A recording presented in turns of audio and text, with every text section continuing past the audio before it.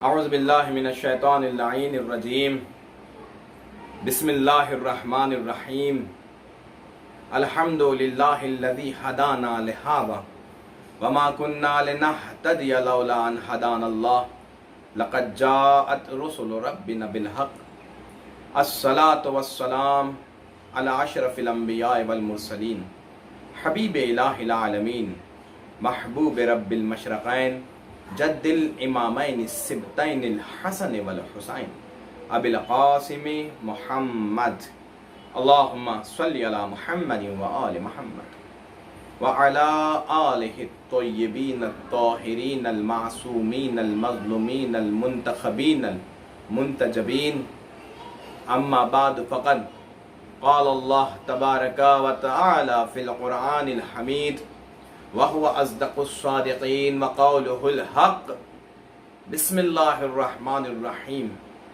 يا أيها الذين آمنوا كتب عليكم الصيام كما كتب على الذين من قبلكم لعلكم تتقون عزیزان محترم معزز سامعین السلام علیکم۔ جیسا کہ درس معرفت کے عنوان سے ہماری یہ خدمات بارگاہ معصومین میں چل رہی ہیں، ہم انجام دے رہے ہیں ایک خوشنودی امام زمانہ کی خاطر کہ امام ہماری ان خدمات کو قبول فرمائے اور تمام روزے داروں کے روزے کو قبول فرمائے اور تمام مومن و مومنات کی عبادت کو قبول فرمائے۔ عزیزان محترم، ماہ مبارک رمضان میں ہماری یہ عبادتیں، نمازیں، دعائیں، خیرات، مناجات، مغفرت، روزہ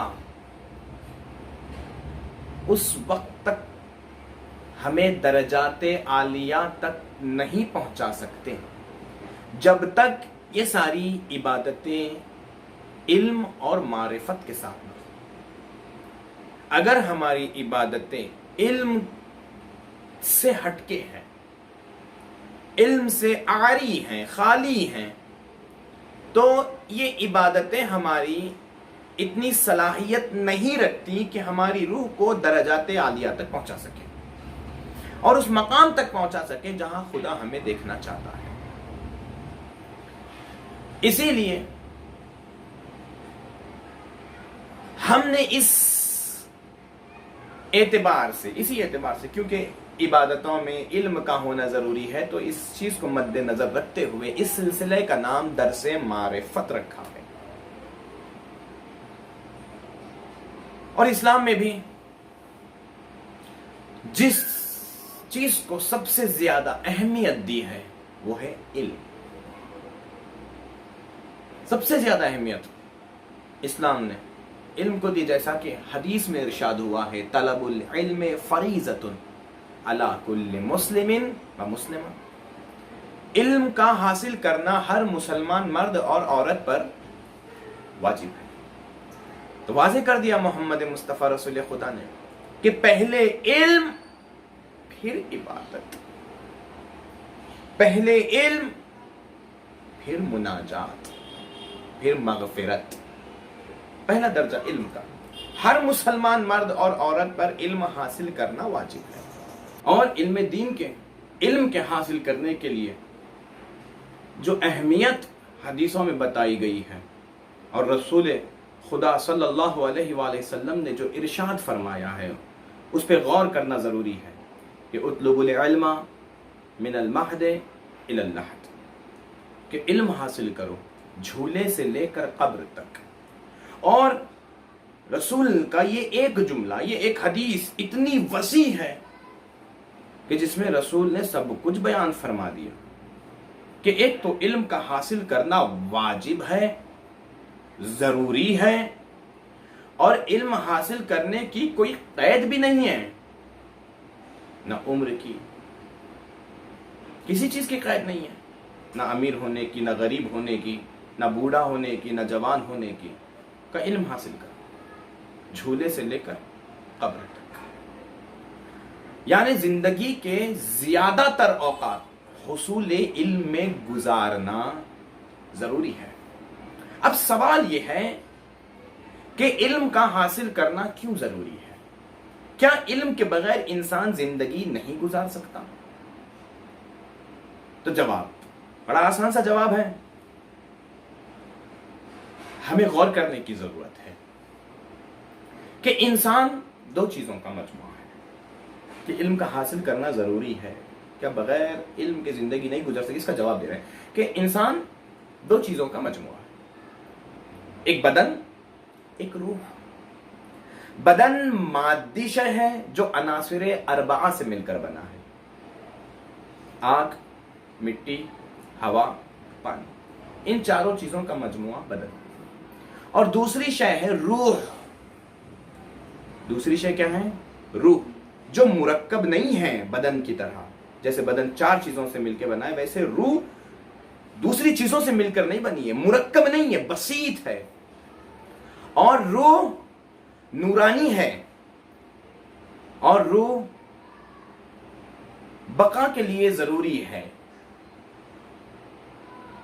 روح ایک امر الہی ہے، یہ دو چیزوں سے مل کے انسان بنا ہے۔ تو عزیزان محترم، اب دیکھا جائے تو روح عالم معنوی سے تعلق رکھتی ہے اور بدن عالم مادی سے تعلق رکھتا ہے۔ بدن ظلماتی ہے، محکوم ہے، روح نورانی ہے اور حاکم ہے، مدبر بدن ہے روح۔ عزیزان محترم، اب دونوں کی نشو و نما اور حفاظت کے لیے علم کا ہونا ضروری ہے۔ علم نہیں ہے تو انسان نہ بدن کی نشو و نما کر سکتا ہے، نہ بدن کی حفاظت کر سکتا ہے، اور نہ ہی روح کی حفاظت کر سکتا ہے۔ دونوں کی نشو و نما اور حفاظت کے لیے علم کا ہونا ضروری ہے، اس لیے انسان بغیر علم کے زندگی نہیں گزار سکتا۔ یہ جواب۔ اب بدن کے لیے کن علوم کا ہونا ضروری ہے؟ کہ بدن کے لیے ایسے علوم کا ہونا ضروری ہے جو کسب معاش میں اس کے کام آئیں۔ کسب معاش یعنی کمانے کے لیے جو علم، ہنر کام آتا ہے، یہ بدن کے لیے ضروری ہے، مادی چیز کے لیے، تاکہ انسان مادی چیزوں سے سبکدوش ہو جائے، فطری ذمہ داریوں سے سبکدوش ہو جائے اور صحت یاب رہے، سلامت رہے۔ کیوں؟ کہ اس لیے کہ جب تک انسان صحت یاب نہیں رہے گا اور فطری چیزوں سے، ذمہ داریوں سے سبکدوش نہیں ہوگا، تب تک وہ روحانیت تک نہیں پہنچ سکتا، وہ اس وقت تک روحانیت کی طرف قدم نہیں اٹھا سکتا جب تک کسب معاش، فطری ذمہ داریوں سے سبکدوش نہ ہو جائے۔ اس لیے پہلے بدن کے لیے کسب معاش کا علم حاصل کرنا ضروری ہے، پھر اس کے بعد روح کی باری۔ روح ایک ایسی شے ہے جس کی بقا کے لیے بھی علم ضروری ہے، جیسے بدن کے لیے، اور جس علم کا ہونا روح کی تربیت کے لیے، روح کی نشو و نما کے لیے ضروری ہے، اسے علم شرعی کہا جاتا ہے، علم شریعت کہا جاتا ہے۔ اور علم شریعت کا اساس، اصل، بنیاد قرآن مجید ہے۔ اس لیے علم شرعی کی ضرورت روح کو اس لیے ضروری ہے کہ جب تک علم نہیں ہوگا تب تک روح نشو و نما نہیں پا سکتی اور اس مقام تک نہیں پہنچ سکتی جہاں پر خالق حقیقی، خالق منعم، منعم حقیقی ہمیں دیکھنا چاہتا ہے۔ تو اس لیے علم شریعت کا حاصل کرنا ضروری ہے روح کے لیے۔ جب تک علم شریعت حاصل نہیں کریں گے تب تک روح ہماری صحیح مقام تک نہیں پہنچ سکے گی، اس لیے کہ علم شریعت نام ہے روزے، نماز، حج، زکوٰۃ، خمس، جہاد کا۔ جب تک ہم ان چیزوں کو صحیح طریقے سے عمل کر کے روح کو مضبوط نہیں کریں گے، ہم تقرب الہی حاصل نہیں کر سکتے۔ لہذا قرآن نے بھی علم کی فضیلت سمجھانے کے لیے آواز دی، اور بڑی پیارے انداز میں آواز دی ہے۔ ہمیں غور کرنے کی ضرورت ہے، بڑا نرالا انداز اپنایا ہے کہ یہاں پر بندوں سے مخاطب نہیں ہے، پروردگار محمد مصطفیٰ صلی اللہ علیہ وآلہ وسلم سے مخاطب ہو رہا ہے۔ علم کی اہمیت عظمت ہمیں بتا رہا ہے. قُل رب زدنی علما، اے رسول کہیے کہ میرے پروردگار میرے علم میں اضافہ فرما. یہ حکم سے ہمیں سمجھا رہا ہے، دیکھو علم مجسم جسے میں نے بنایا، جو میرا حبیب ہے، جو طٰہٰ، جو یاسین ہے، جو میرا محبوب ہے، میرا حبیب ہے، میں نے اس کو بھی علم زیادتی کا حکم دیا ہے، علم حاصل کرنے کا حکم دیا ہے. تو اے میرے بندو، اے ماننے والو، اے نبی کا کلمہ پڑھ کے مسلمان بننے والو، تم پر بدرجہ اولا واجب ہے حاصل کرنا علم شریعت.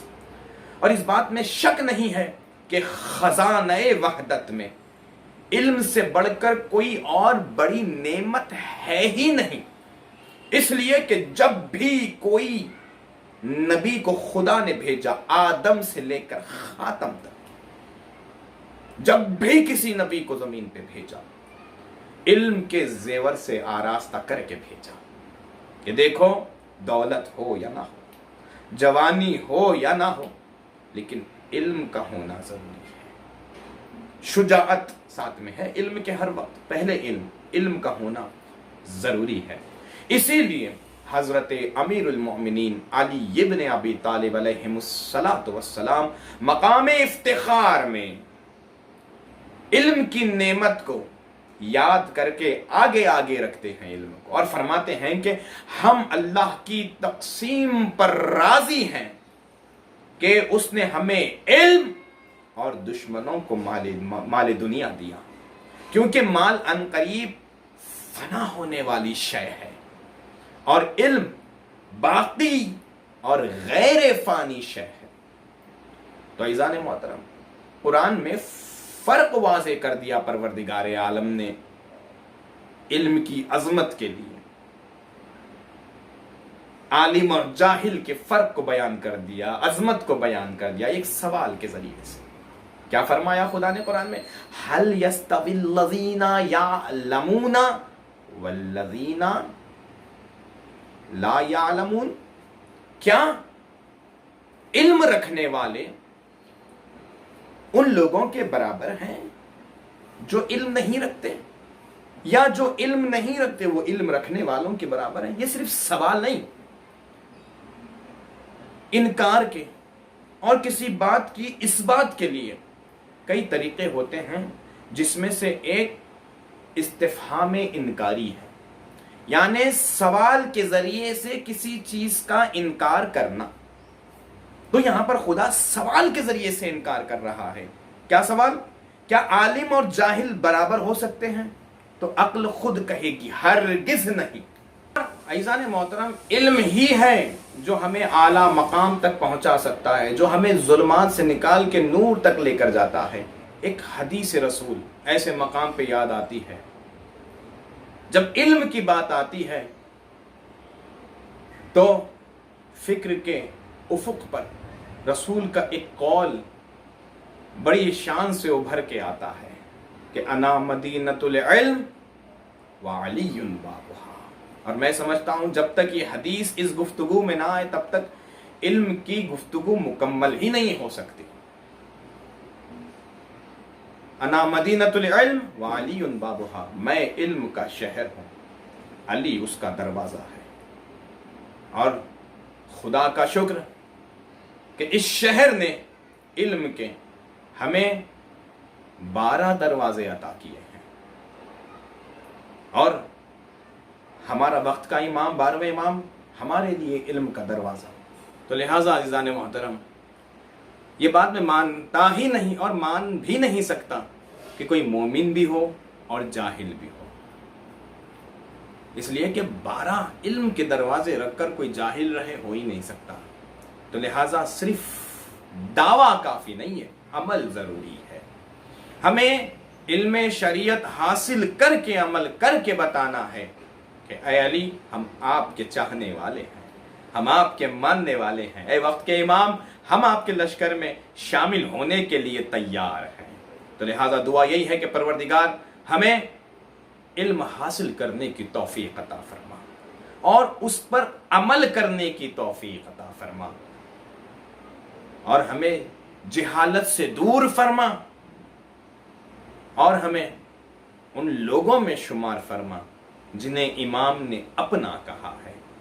اور دعاؤں میں اہم دعا یہ کہ پروردگار وقت کے امام حجت العصر کے ظہور میں تعجیل فرما اور ہمیں ان کے اعوان و انصار میں شمار